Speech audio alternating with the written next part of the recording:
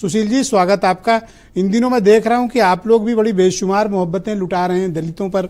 अचानक से इतनी मेहरबानी है सर?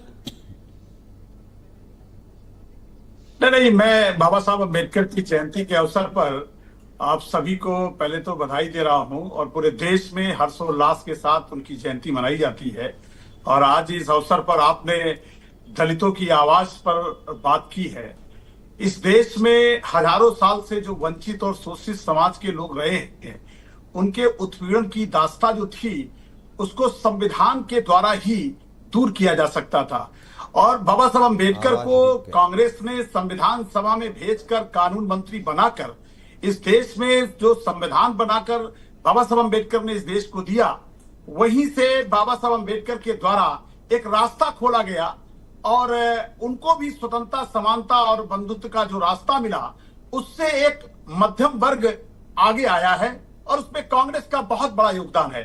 6 दिसंबर 1956 को जब बाबा साहब अम्बेडकर नहीं रहे, तो इस देश में संविधान को लागू कराने की जिम्मा जो था, वो इस देश के कांग्रेस को था।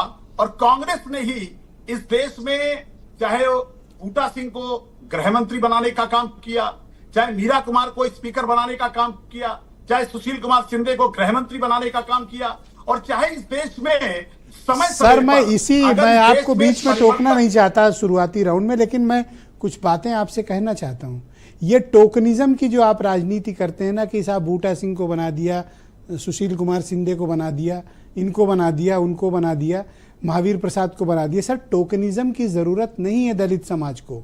आप समाज के अंतिम पायदान पर खड़े जो व्यक्ति हैं, जो दलित समाज के वंचित लोग हैं ना, उनके उत्थान के बारे में सोचिए। आप किसी शिंदे के बारे में, आप किसी बूटा सिंह के बारे में, आप किसी ब्रजलाल खाबरी के बारे में ना सोचिए। सर, आप उस व्यक्ति को कैसे अपलिफ्ट कर सकते हैं, आप उसकी चिंता करें। आप लोग टोकनिज्म की राजनीति करते हैं, चाहे आप हो या बीजेपी हो या समाजवादी पार्टी हो। सर ब्रजेश जी, हजारों साल से जिस वंचित समाज को रखा गया, उसको केवल मीरा कुमार को स्पीकर ही नहीं बनाया, इस समाज को पढ़ने लिखने का अवसर देकर छात्रावास से लेकर छात्रवृत्ति दी, छोटी छोटी नौकरियों की परमानेंट नौकरी दिया था, और जिससे एक मध्यम वर्ग तैयार हुआ। ये मैं कहना चाहता हूं, आज अगर सुशील पासी से जैसे तमाम नौजवान पढ़ लिख करके बड़ी बड़ी कुर्सी पर पहुंचे, आपने जवाहर नवोदय विद्यालय जो राजीव गांधी जी ने खोला था, उसमें बहुत सारे ऐसे बच्चे थे जो पढ़ लिख करके आज बड़ी बड़ी कुर्सियों पर पहुंचे हैं। तो देश में समाज का परिवर्तन एकाएक नहीं होता है, उसके लिए एक प्रक्रिया अपनानी पड़ती है। मैंने पहले ही कहा आपसे, सर, इस देश में संविधान लागू किए तकरीबन 70 वर्ष हो गए। आप कह रहे हैं कि संविधान लागू कर रहे थे, आप भी खूब सत्ता में रहे, बीजेपी भी रही, अन्य दल भी रहे।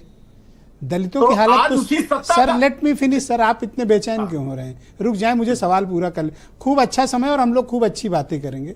अगर आप कह रहे हैं कि आपने संविधान लागू किया, बड़ा मदद किया, बड़ा काम किया, तो दलितों की ये हालत क्यों है सर? जरा बस्तियों में जाओ और देखो। आप तो उस कम्युनिटी में पैदा हुए हो, शायद अब आप बड़ी राजनीति कर रहे होगे तो उस तरह के मोहल्ले में नहीं जाते होगे, पर हम लोग तो गांव के लोग हैं, अभी भी जाना होता है, बड़ा तकलीफ होती है।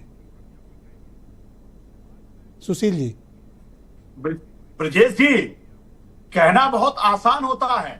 कांग्रेस मुक्त का भारत बनाने का सपना देखने वाले लोगों ने दलितों का कितना उत्पीड़न इस समय की सरकार कर रही है, कि आज बाबा साहब अम्बेडकर की मूर्तियों को और उनके लोगों को जिस तरह से उत्पीड़न हो रहा है, और जिस तरह से 1947 से पहले वाला देश बनाना चाहते हैं, ये अनुसूचित जाति के लोगों को संविधान और आजादी के बाद जो आजादी मिली थी, वो कांग्रेस ने संविधान को लागू करके ही पूरा किया है, और एक बहुत बड़ा वर्ग पैदा किया है। छोटी छोटी नौकरियां और सरकारी फैक्ट्रियां खोली।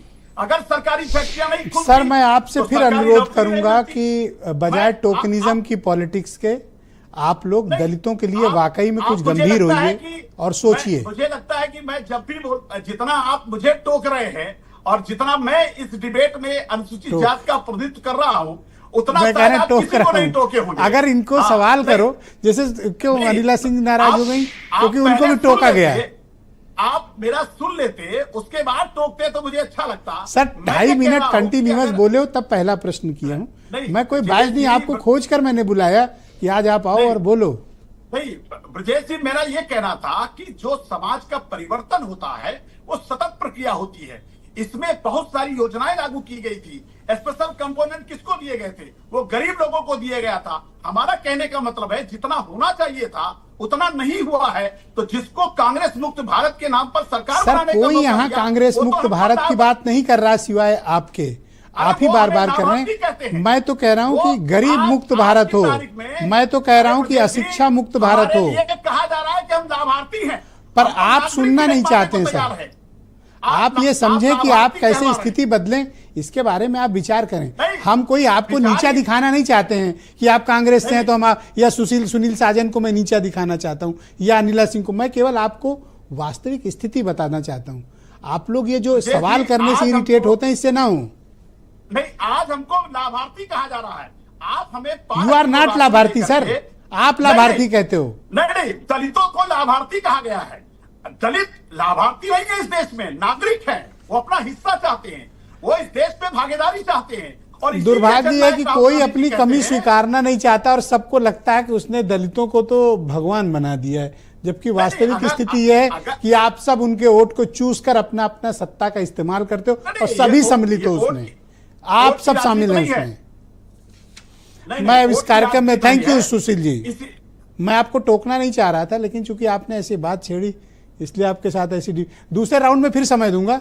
आप बाकी तैयारी कर लें, अगले राउंड में फिर निपटेंगे हम लोग। नहीं, कोई तैयारी चिंता की बात जरूरत नहीं, समय खूब है मेरे लोगों को पास। सुनने की जरूरत है। सर अब मैं मतलब 1 घंटे की स्पीच आपकी नहीं करा सकता, ये थोड़ी मजबूरी है।